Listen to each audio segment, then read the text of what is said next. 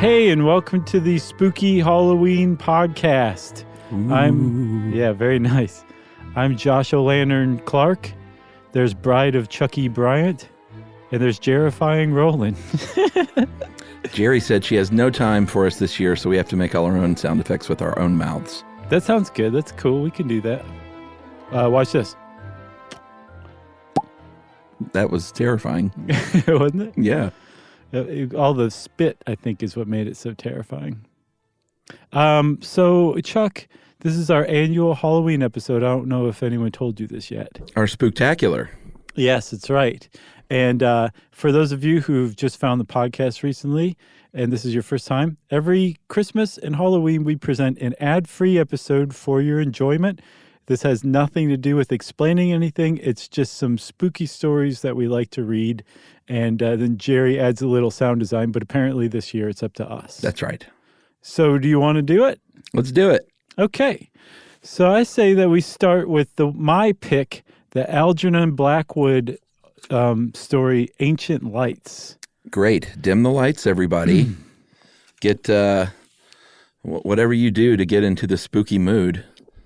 I don't know how you play it in your houses, but dim the lights. What do you do? Maybe get a cat, let it stare at you for a little while. That's pretty creepy. Oh, that's the sweetest thing ever. A cat staring at you? Sure. Sure. Maybe take your witch's broom out of the closet. Oh, yeah, that'll set a mood. Put up your cobwebs. Mm-hmm. Don't clean those out. Put them up. Yeah, what are you doing cleaning them out? You need spiders to keep pesky bugs away. That's right. And then you keep lizards to eat the spiders. That's right. See, you did learn something today. I did. Okay, you ready? Yes. Allow me to start? Please. Okay. Jeri, if you please. Thank you, Jeri. Jeri's already asleep. This is Ancient Lights by Algernon Blackwood. From Southwater, where he left the train, the road led due west. That he knew. For the rest, he trusted to luck, being one of those born walkers who dislikes asking the way. He had that instinct, and as a rule it served him well. A mile or so due west along the sandy road till you come to a stile on the right, then across the fields, you'll see the red house straight before you. He glanced at the postcard's instructions once again. And once again he tried to decipher the scratched-out sentence, without success.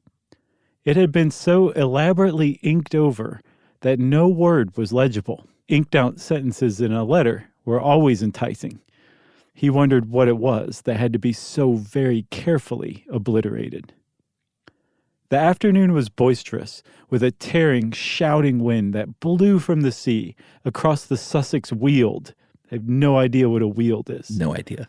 Massive clouds with rounded, piled-up edges cannoned across gaping spaces of blue sky. Far away, the line of downs swept the horizon like an arriving wave. Chanctonbury Ring, which I looked up, it's an old hill fort from like 2,500 years ago and a Celtic temple. Oh. Okay? Bear that in mind. Okay. So this old hill fort, he's saying, rode the crest of the horizon like a wave. Okay? Yeah. A scudding ship, hull down before the wind. He took his hat off and walked rapidly, breathing great draughts of air with delight and exhilaration. This guy really liked walking. Yeah, man. He's the opposite of me. This would be Chuck on a Segway this whole time, right? Yeah. The road was deserted. No horsemen, bicycles, or motors, not even a tradesman's cart. No single walker. But anyhow, he would never have asked the way. Keeping a sharp eye for the stile. And by the way, Chuck, a stile is like a little thing that humans can use to get over like a cattle fence. Oh. But like cattle can't get through. So like maybe steps on either side of a fence. That's a stile, okay? Stupid cows. I know. Can't walk up steps. Keeping a sharp eye for the stile, he pounded along, while the wind tossed the cloak against his face and made waves across the blue puddles in the yellow road. The trees showed their underleaves of white. The bracken and the high new grass bent all one way. Great life was in the day. high spirits and dancing everywhere. And for a Croydon surveyor's clerk just out of an office, this was like a holiday at the sea. It was a day for high adventure, and his heart rose up to meet the mood of nature. His umbrella with the silver ring ought to have been a sword, and his brown shoes should have been top boots with spurs on the heels. Where hid the enchanted castle and the princess with the hair of sunny gold? His horse, the style suddenly came into view, and nipped adventure in the bud. Everyday clothes took him prisoner again. He was a surveyor's clerk, middle-aged, earning £3 a week, coming from Croydon to see about a client's proposed alterations in a wood. Something to ensure a better view from the dining room window. Across the fields, perhaps a mile away, he saw the red house gleaming in the sunshine. And resting on the stile a moment to get his breath, he noticed a copse of oak and hornbeam on the right. Aha, he told himself. So that must be the wood he wants to cut down to improve the view. I'll have a look at it.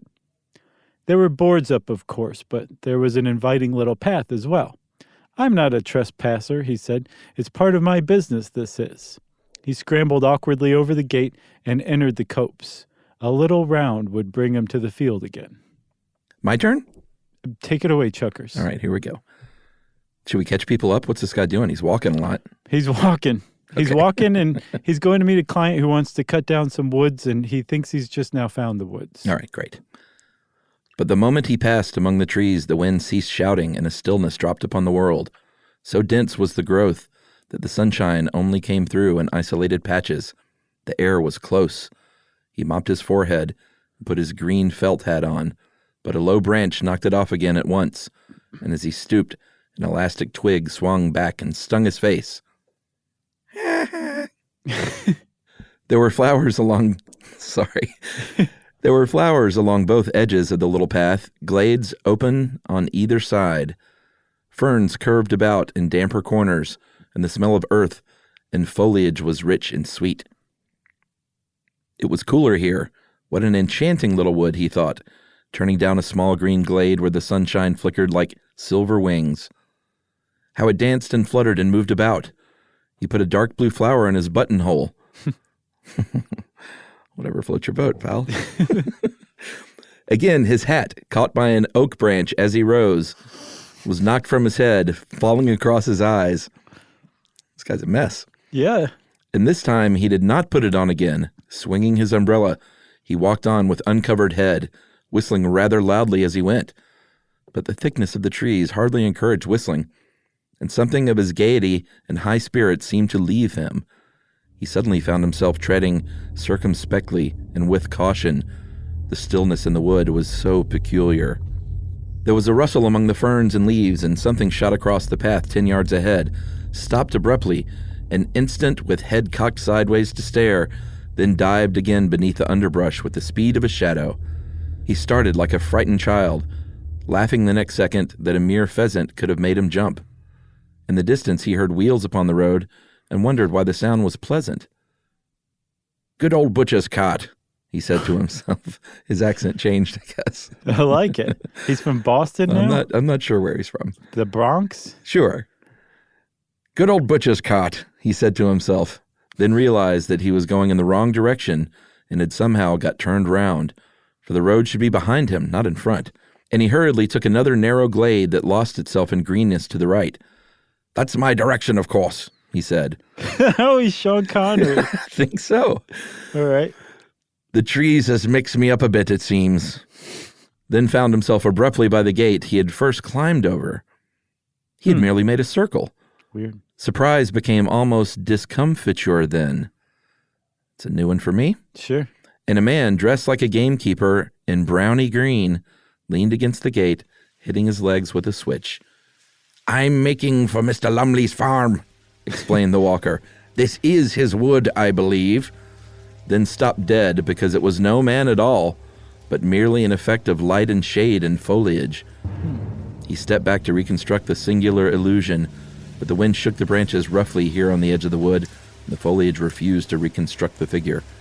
The leaves all rustled strangely. And just then the sun went behind a cloud, making the whole wood look otherwise. Yet how the mind could be thus doubly deceived was indeed remarkable, for it almost seemed to him the man had answered, spoken, Or was this the shuffling noise the branches made? And had pointed with his switch to the notice board upon the nearest tree. The words rang on in his head, but of course he had imagined them. No, it's not his wood. It's ours. That is good stuff.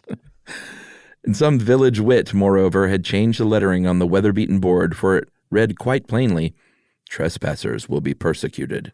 Teenagers. No skateboarding either. And while the astonished clerk read the words and chuckled, he said to himself, thinking what a tale he'd have to tell his wife and children later, "The blooming wood has tried to chuck me out, but I'll go in again. Why, it's only a matter of a square acre at most. I'm bound to reach the fields on the other side if I keep straight on."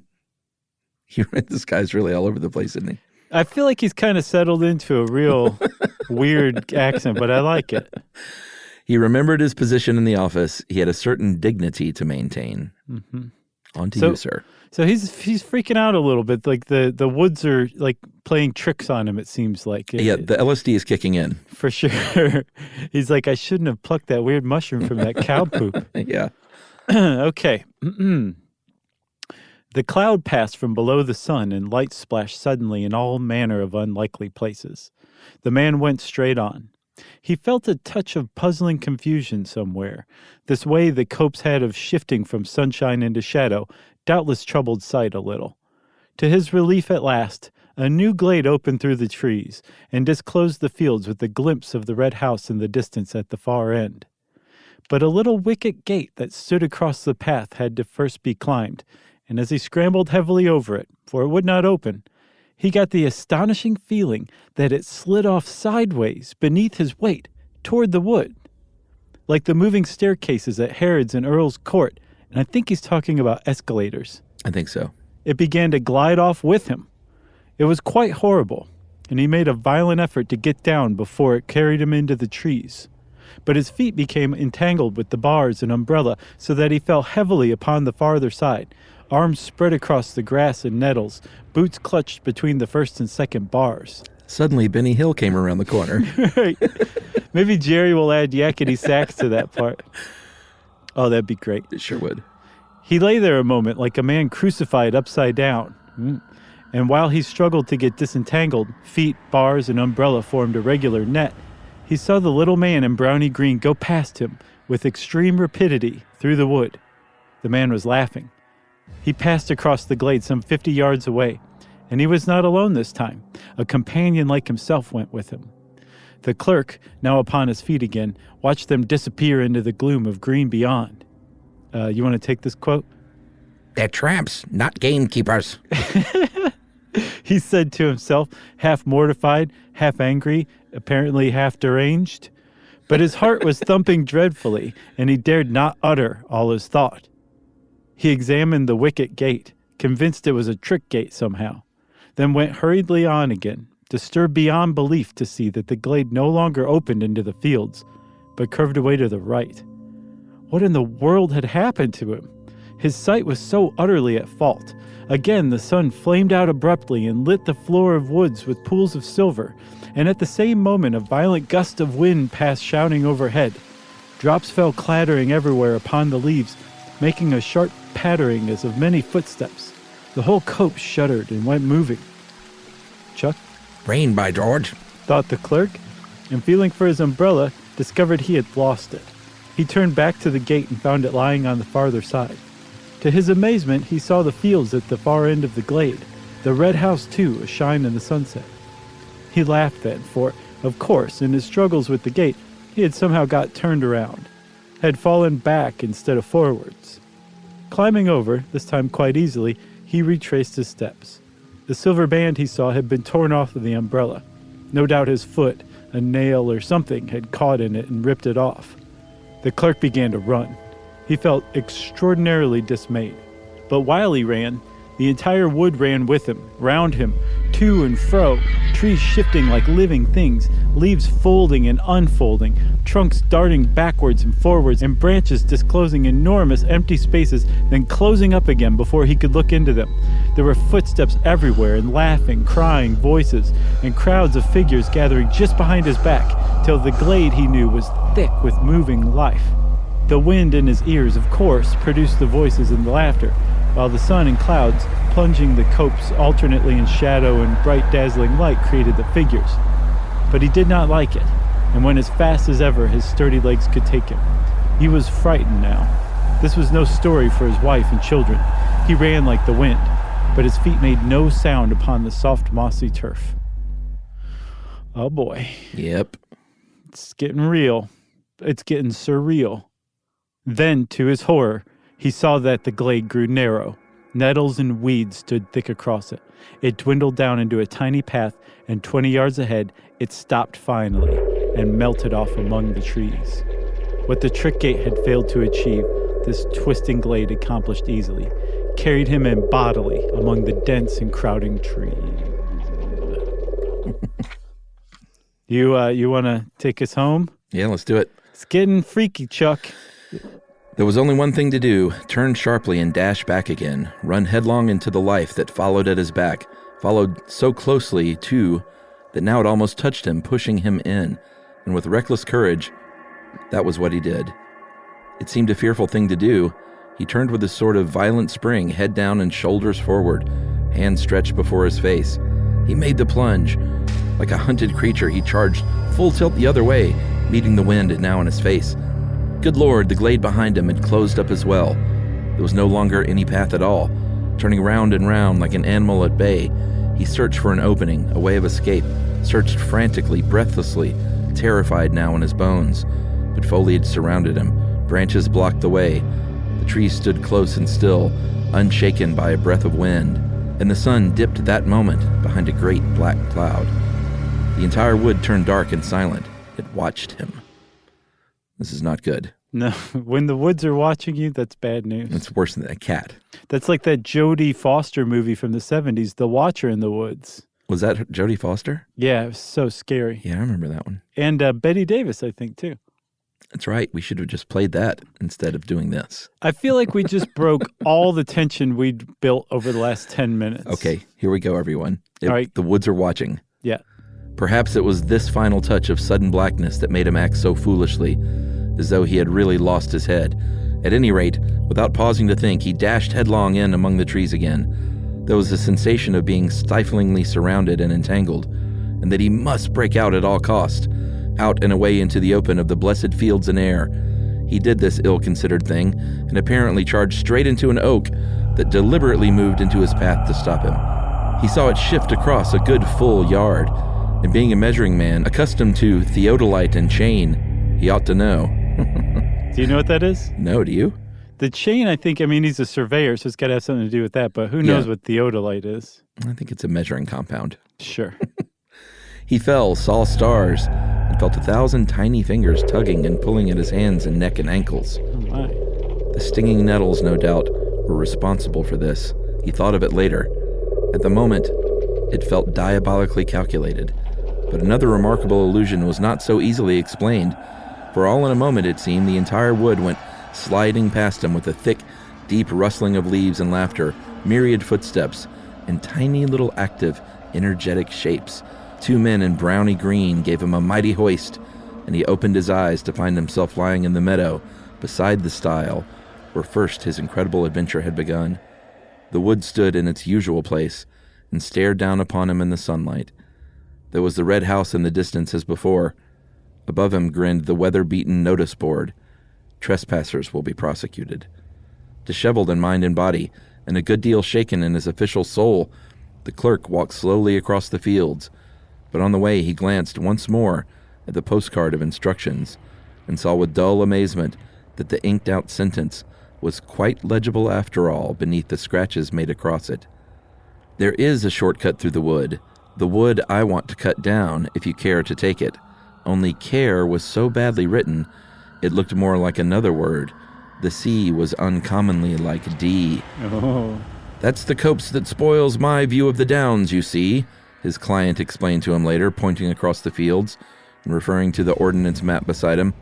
I want it cut down and a path made, so and so. It's precise. His finger indicated direction on the map. The Fairy Wood, it's still called, and it's far older than this house.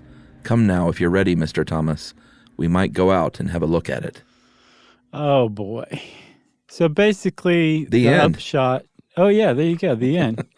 So basically, the upshot of this one, Chuck, is that this guy is very lucky that the possessed wood spit him out and didn't keep him in there forever.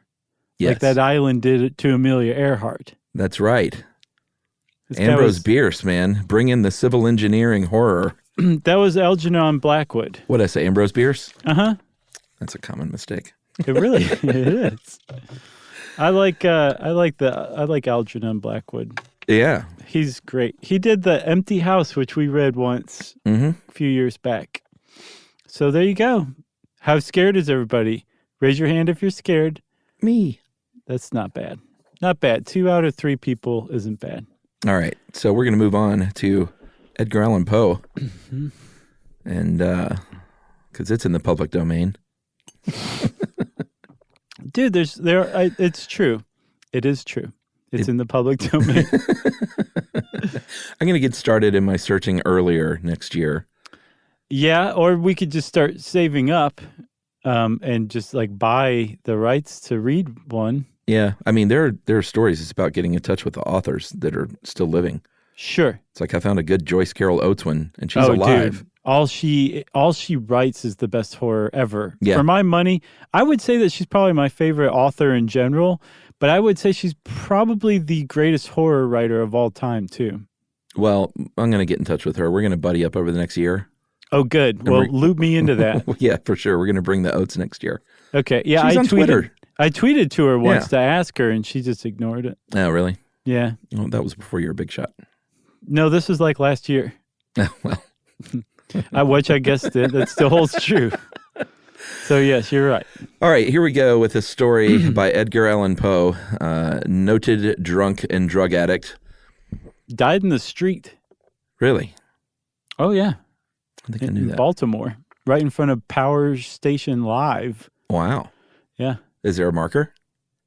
Yes, it's actually not right in front of it. It's like a street or so over. And I don't remember if it's his house or if it is the place where he died. I think it is the spot where he died. It's like a street or two over in Baltimore. Yeah, it's worth visiting for sure. All right, so this is a Poe short story called Hop Frog. Silly name. Ghoulish content. Yes. You ready? Do you want to start? You go ahead.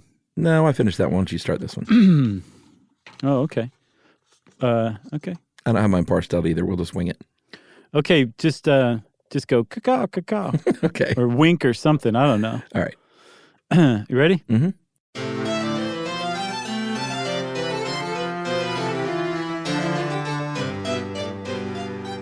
I never knew anyone so keenly alive to a joke as the king was. He seemed to live only for joking. To tell a good story of the joke kind and to tell it well was the surest road to his favor. Thus it happened that his 7 ministers were all noted for their accomplishments as jokers. They all took after the king, too, in being large, corpulent, oily men, as well as inimitable jokers.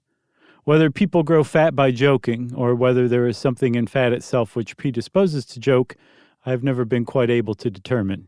But certainly it is that a lean joker is a rara avis in terris. Said the heroin addict. About the refinements, or as he called them, the ghost of wit, the king troubled himself very little. He had an especial admiration for breadth in a jest, and would often put up with length for the sake of it. Over niceties wearied him. He would have preferred... Man, this is going to make zero sense to anybody, but here we go.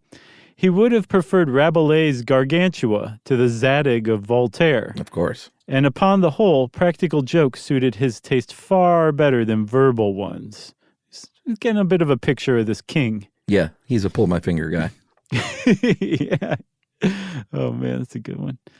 At the date of my narrative, professing jesters had not altogether gone out of fashion at court.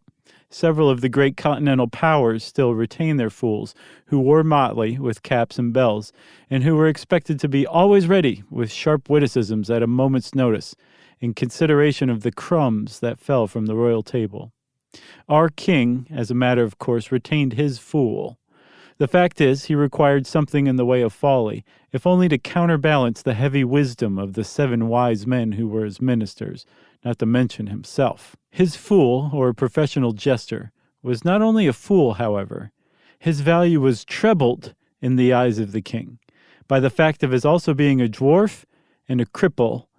And it's about here that I want to just apologize on behalf of Edgar Allan Poe for some of the descriptive terms that he uses throughout the short story, but please bear with him and us. Yes, what he meant to say was he was also a little person who was handy-capable. That's right. Nicely put. Yes. Again, sorry. Dwarfs were as common at court in those days as fools, and many monarchs would have found it difficult to get through their days. Days are rather long at court than elsewhere, without both a jester to laugh with and a dwarf to laugh at. But as I have already observed, your jesters, in 99 cases out of 100, are fat, round, and unwieldy, so that it was no small source of self-gratulation with our king that in Hopfrog, this was the fool's name, he possessed a triplicate treasure in one person. All right, me? Let's do it. All right. I believe the name Hopfrog was not that given to the dwarf by his sponsors at baptism.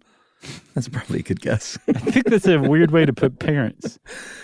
But it was conferred upon him by general consent of the several ministers on account of his inability to walk as other men do. In fact, Hopfrog could only get along by a sort of interjectional gait, something between a leap and a wriggle, a movement that afforded, oh man, that word, illimitable? I think you nailed it. Illimitable amusement, and of course, consolation to the king, for, notwithstanding the protuberance of his stomach and a constitutional swelling of the head, the king by his whole court was accounted a capital figure. Edgar Allan Poe is super judgy. Oh, yeah. He wasn't so great looking. He did. Oh, no, that's true. No, he wasn't, but he wasn't oily, I don't think. Okay. But although Hopfrog, through the distortion of his legs, could move only with great pain and difficulty along a road or floor, the prodigious muscular power which nature seemed to have bestowed upon his arms, by way of compensation for deficiency in the lower limbs, enabled him to perform many feats of wonderful dexterity, where trees or ropes were in question, or anything else to climb. At such exercises he certainly much more resembled a squirrel or a small monkey than a frog. All right. So this guy his legs don't work as well, but he's got super strong upper body. Is that right? That's what I'm getting. Okay. And he's a great climber as a result. That's right. Here we go. I am not able to say with precision from what country Hopfrog originally came. It was from some barbarous region, however, that no person ever heard of, a vast distance from the court of our king.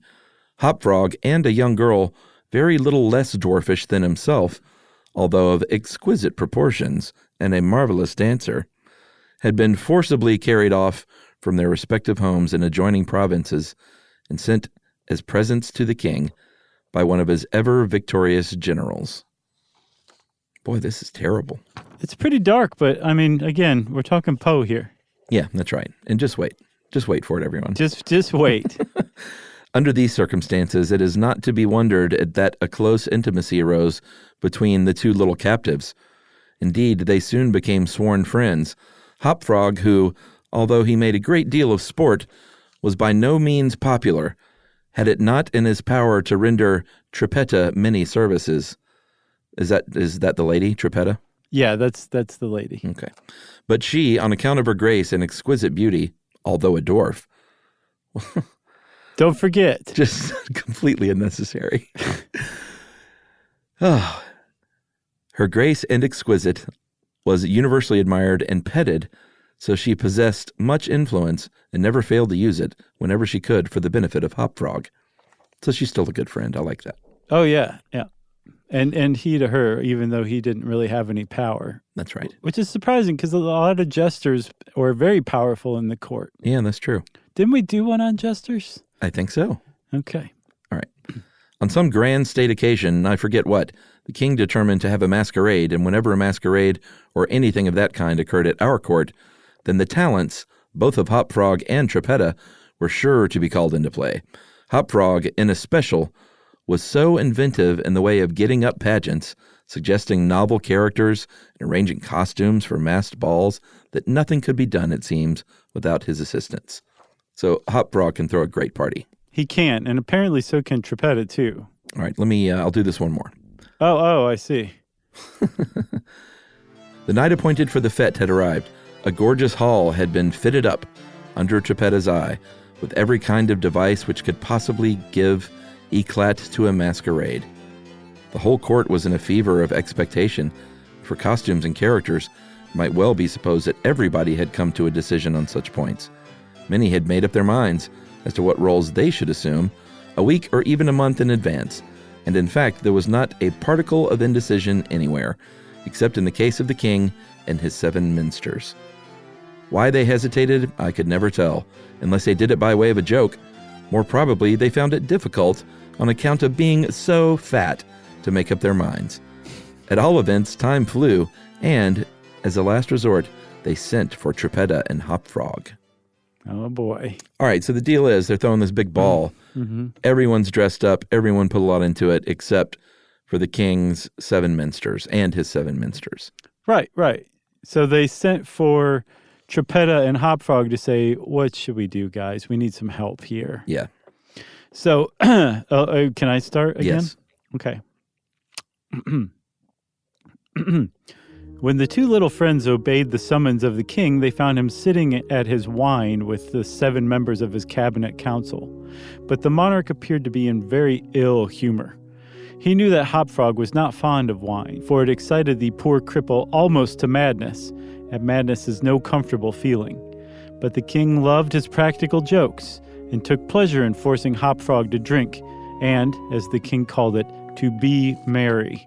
And I just made air quotes, everybody. Come here, Hop Frog, said he as the jester and his friend entered the room. Swallow this bumper to the health of your absent friends. Here Hop Frog sighed. And then let us have the benefit of your invention.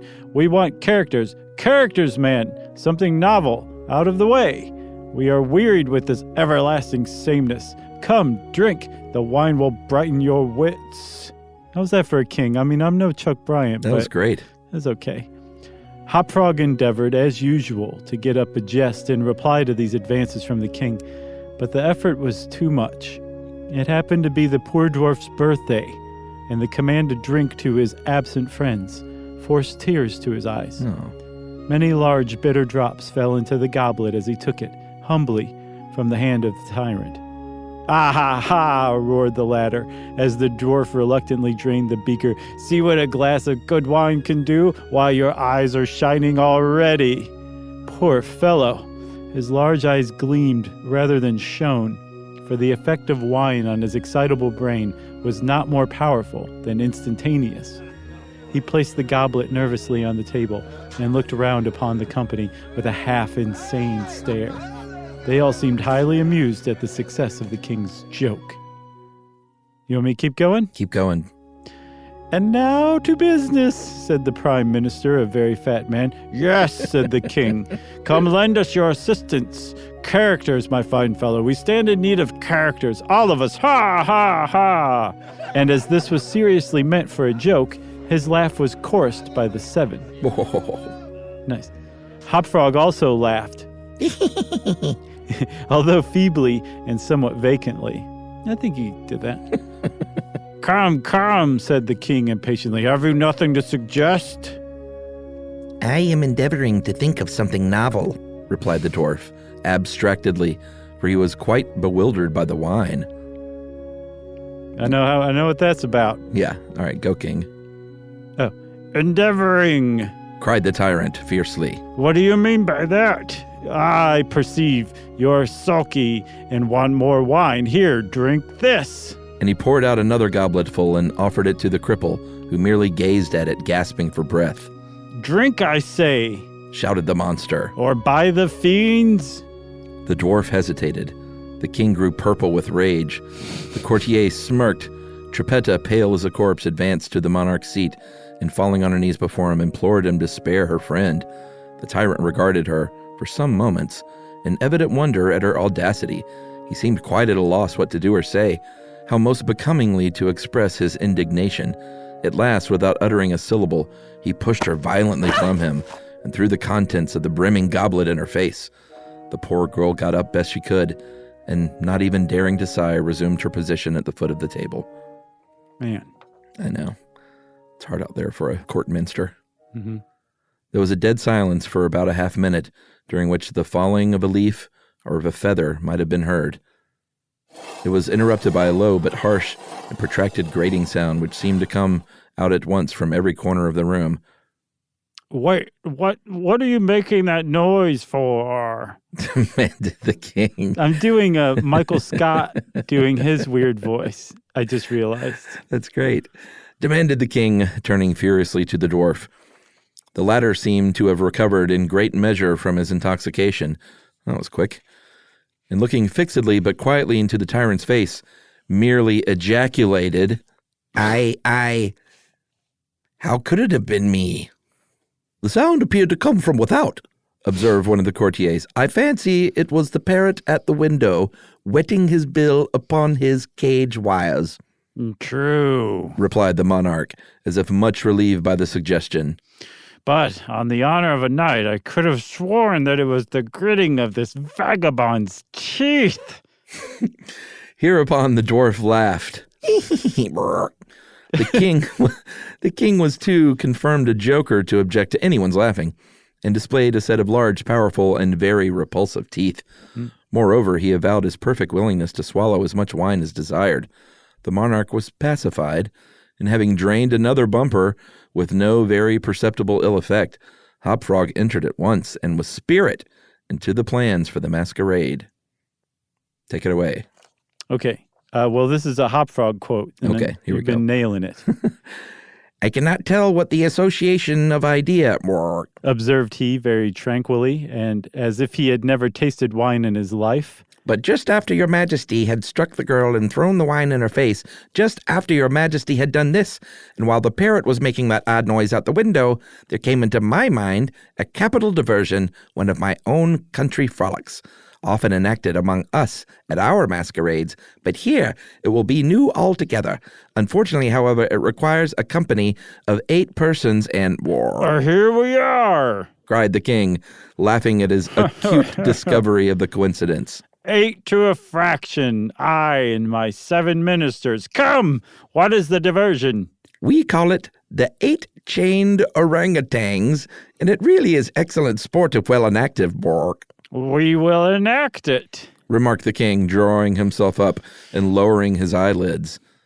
The beauty of the game lies in the fright it occasions among the women.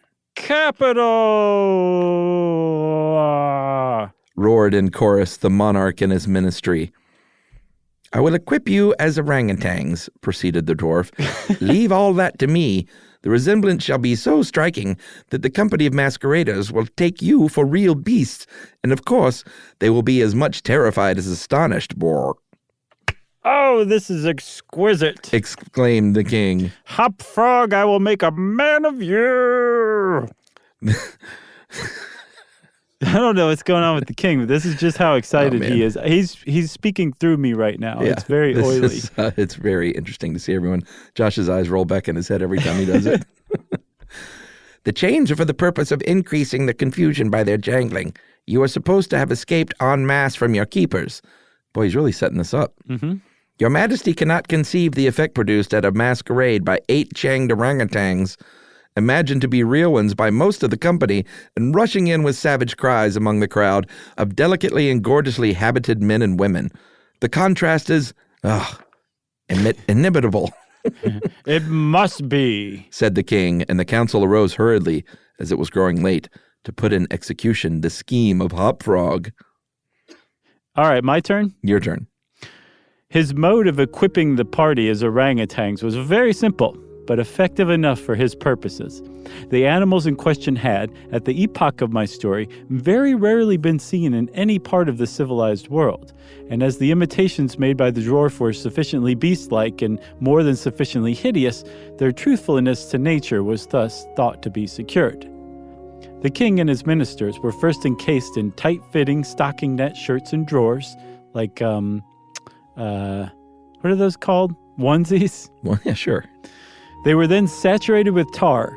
This is where it gets kind of painful, really.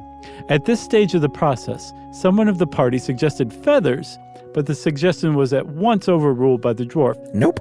Who soon convinced the 8, by ocular demonstration, that the hair of such a brood as the orangutan was much more efficiently represented by flax. A thick coating of the latter was accordingly plastered upon the coating of tar. A long chain was now procured. First it was passed about the waist of the king and tied, then about another of the party and also tied, then about all successively in the same manner. When this chaining arrangement was complete and the parties stood as far apart from each other as possible, they formed a circle. And to make all things appear natural, Hopfrog passed the residue of the chains in 2 diameters at right angles across the circle, after the fashion adopted at the present day by those who capture chimpanzees or other large apes in Borneo. The story just keeps on giving, doesn't it? Yeah, Poe he got weirdly specific there. Yeah, right. Like happened that one time. Yeah. Should I keep going? Yeah, man. The grand saloon in which the masquerade was to take place was a circular room, very lofty, and receiving the light of the sun only through a single window at top. At night, the season for which the apartment was especially designed, it was illuminated principally by a large chandelier, depending by a chain from the center of the skylight and lowered or elevated by means of a counterbalance as usual. But, in order not to look unsightly, this ladder passed outside the cupola and over the roof. So you got that? I got it. Okay. The arrangement of the room had been left to Trippetta's superintendence, but in some particulars, it seems, she had been guided by the calmer judgment of her friend the dwarf. At his suggestion it was that, on this occasion, the chandelier was removed. Its wax and drippings, which in weather so warm it was quite impossible to prevent, would have been seriously detrimental to the rich dresses of the guests, who, on account of the crowded state of the saloon, could not all be expected to keep from out its center, that is to say, from under the chandelier.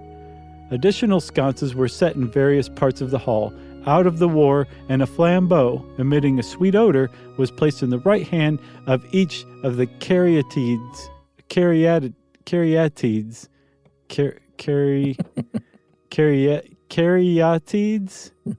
What do you think it is? Caryatides? Oh, okay, there you go. That stood against the wall, some 50 or 60 altogether. So they got rid of this giant chandelier that hung from a chain in the center of the place where the masquerade ball was going to be held. And now there's basically just a hole in the center of the roof where the chain that held up the chandelier would have been. Yeah, something tells me the king and his guys are in for a surprise. Yeah, I think you might be right. All right, I can take it away here. Please do. The 8 orangutans, taking Hopfrog's advice, waited patiently until midnight, when the room was thoroughly filled with masqueraders before making their appearance. No sooner had the clock ceased striking, however, than they rushed, or rather rolled in, all together, for the impediments of their chains caused most of the party to fall, and all to stumble as they entered.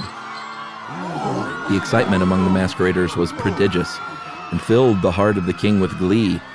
As had been anticipated, there were not a few of the guests who supposed the ferocious-looking creatures to be beasts of some kind in reality, if not precisely orangutans.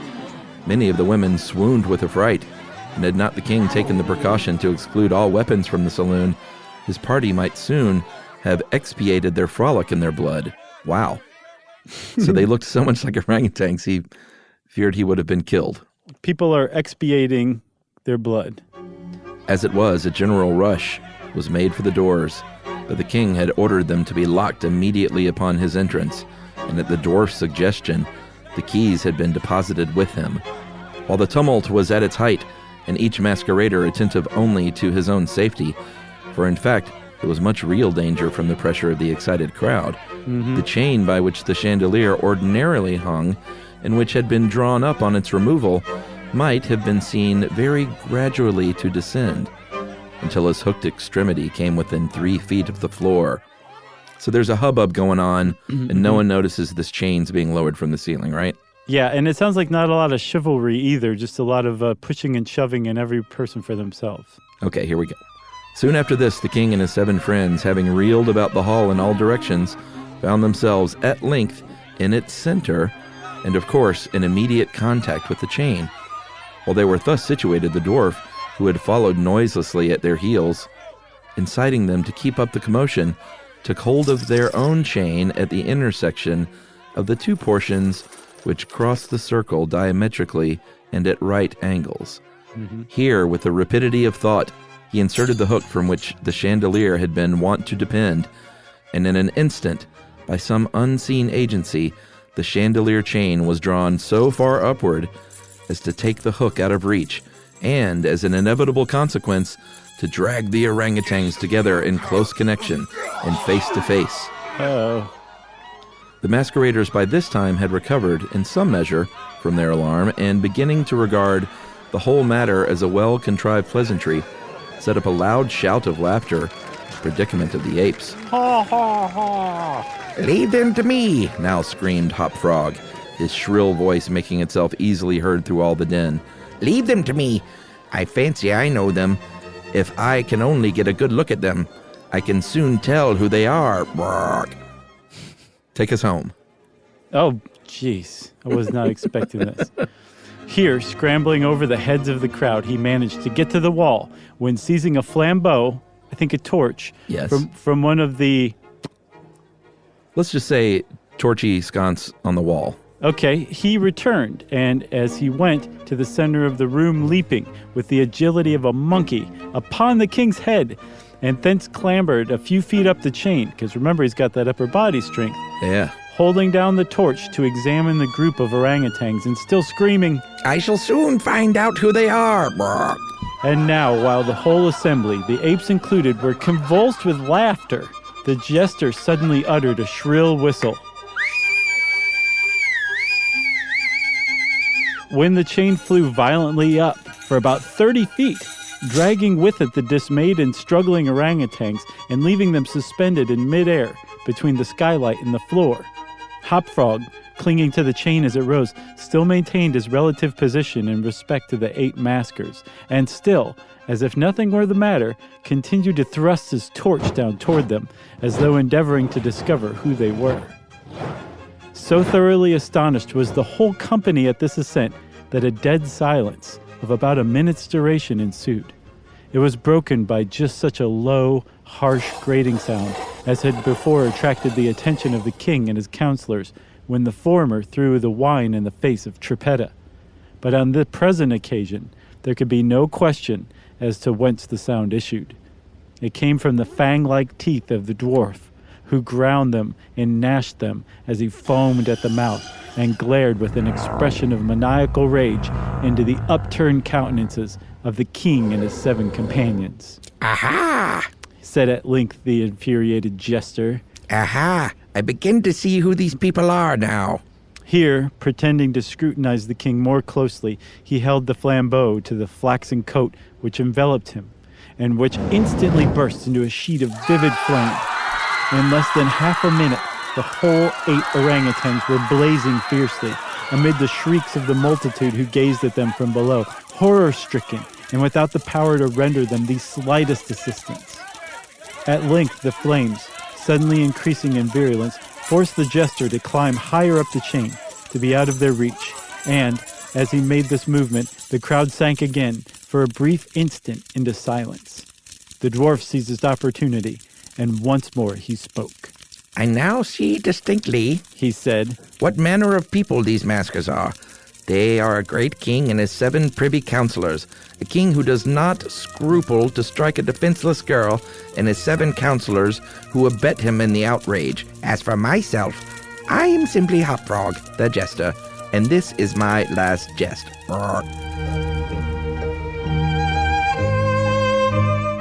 "Ooh." He dropped the mic. Yeah, he did. He dropped the mic while the king was on fire.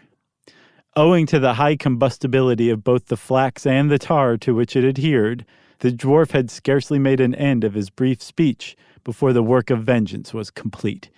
The 8 corpses swung in their chains, a fetid, blackened, hideous, and indistinguishable mass. And leave it to Poe. Yep. He hurled his torch at them, clambered leisurely to the ceiling, and disappeared through the skylight. It is supposed that Trippetta, stationed on the roof of the saloon, had been the accomplice of her friend in his fiery revenge, and that together they effected their escape to their own country, for neither was seen again. What? Get 'em, Hop Frog. Somebody needs to name something Hop Frog in honor of Hop Frog and Tripetta. I agree, because, boy, the king was a jerk. He was cruel. Don't forget Oily. Oily, and he got his comeuppance. Yeah, I would say being burned alive is a comeuppance for sure. As an orangutan, too. To say the least. It's insult to injury. Yep. I want to say you got anything else, but that would imply that you have like another short story up your sleeve. I do not. Well, that's it, everybody. We want to wish you all a safe and happy Halloween. Get scared, but not too scared. You know what I mean? Sure. Like Algernon Blackwood scared. How about that? Agreed. And we will see you next time with our regular type of episode. But until then, so long. Happy Halloween, everybody.